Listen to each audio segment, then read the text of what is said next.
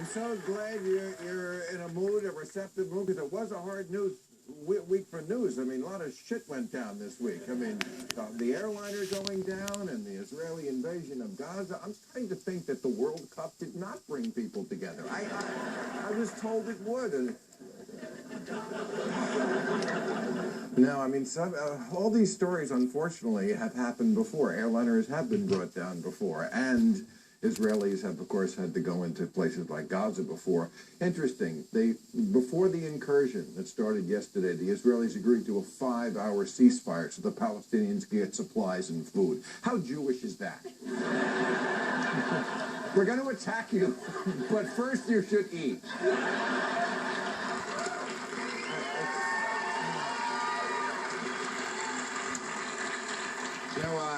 Their invasion is called Operation Protective Edge, and it is pretty brutal. It involves airstrikes and shelling and ground troops and tanks. And today the Republicans said to Obama, see, that's how you secure a border. The Republicans said that. I didn't. And of course, you know, in Republican fantasy world, everything is always Obama's fault. Somehow, he's weak and he's ineffective, and yet he pulls the strings on everything in the world. Somehow they keep those two thoughts in their mind. So, you know, John McCain is saying he's a coward. Alan West said the blood on Putin's hands for the shooting down of the plane was poured by Obama. And by the way, if you take some of this Putin-Obama blood and put it in a cup, it's called a drink, the Black Russian. You'd really like it.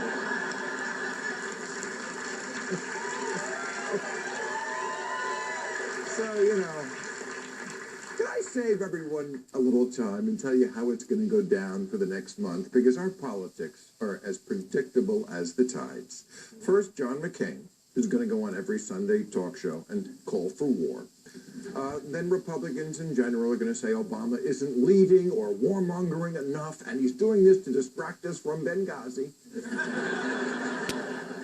And then you're going to get a chain email forwarded from your crazy Republican uncle who says Obama is in on it. And then Obama's going to come out and say this is unacceptable and then do nothing, which turns out to be the right thing to do, because the only two people in the world who want a war with Russia are John McCain and his bitch, Lindsey Graham. There, I just saved you 3 weeks. So, as if all that wasn't enough, of course, the humanitarian crisis right on our border continues to fester, with those poor kids from Central America being turned away, not getting what they need. And if there's anyone who can relate to these poor kids standing in the sun, corralled into lines, going through checkpoints, being searched, it's the studio audience here. Sorry to do that to you, but we have to. Was it hot out there today? Because, you know, I know it's a hot state, and we are going through a drought like nobody has ever gone through. This is getting really scary. Regulators in California voted this week. They said they're going to be issuing fines of up to $500 for people who waste water, and also that's why we have no water. One guy, yeah, that's a great idea. I gotta keep my dog clean. He's scratching his balls every night. It's obviously... Also, I thought this was a good measure they took. They said the rapper and actor Ice Cube has been ordered to remain indoors. Because it's silly. No, all the celebrities are pitching in. Today, Nick Nolte pledged to not shower, just like he was before the draft. But now, here's something that hits a little close to home. Rupert Murdoch, I'm sure you saw in the news, the head of Fox News, the man who owns Fox News, is wanting to buy Time Warner, which owns HBO. So, in which case you could kiss my ass goodbye right now. Yes, welcome to Real Time with Bill O'Reilly.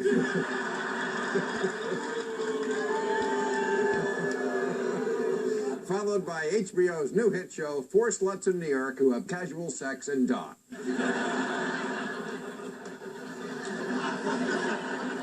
The other media story I thought was interesting this week, Marvel Comics announced that the next Captain America will be black. Isn't that something? Yeah.